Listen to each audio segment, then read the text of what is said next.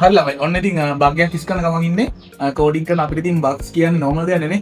ඔන්න ඉතින් අද කියන්න ආවේ අපිට බග්ගයක් ආපුවම කෝඩ් එකේ ෆික්ස් කරගන්න පුළුවන් මෙතඩ් හතරක් තියෙනවා අපිට. අපිට ගොඩක් අය දන්න එකක් අපිට යූස් කරන්න පුළුවන් කන්සල් ලොග් එක. මේක හොඳයි ගොඩක් ස්මෝල් බග්ස් වලට. සෙකන්ඩ් මෙතඩ් එක තමයි අපිට Chrome එකේ dev tool එක යූස් කරන්න පුළුවන්. ඒ වගේම අපිට VS Code එකේ debugger tool එක යූස් කරන්න පුළුවන් බග්ගයක් හොයාගන්න. තුන්වෙනි මෙතඩ් එක තමයි අපිට ස්පෙසිෆික් කෝඩ් ටෙස්ට් එකක් කරන්න පුළුවන්. මේකට හරියන්නේ යුනිට් ටෙස්ට් එකක්. ඉතින් ස්පෙසිෆික් ෆන්ක්ෂන් එකක් අයිසොලේට් කරලා අපිට හිඩන් බග්ස් හොයාගන්න පුළුවන්. fourth method එක තමයි අපිට යූස් කරන්න පුළුවන්. අපිට කෝඩ් රිවිව් එකක් යූස් කරන්න පුළුවන්. ඉතින් අපිට කෝඩ් එක ගැන full project එක ගැන idea එකක් තියෙනවා නම් අපිම කෝඩ් කරලා තියෙනවා නම් team එකත් එක්ක අපි කෝඩ් කරනකොට අපිට හොඳ idea එකක් තියෙනවා නම් ඉතින් මේ අපේ කෝඩ් එකේ තියෙන බග් එක easily හොයාගන්න පුළුවන්.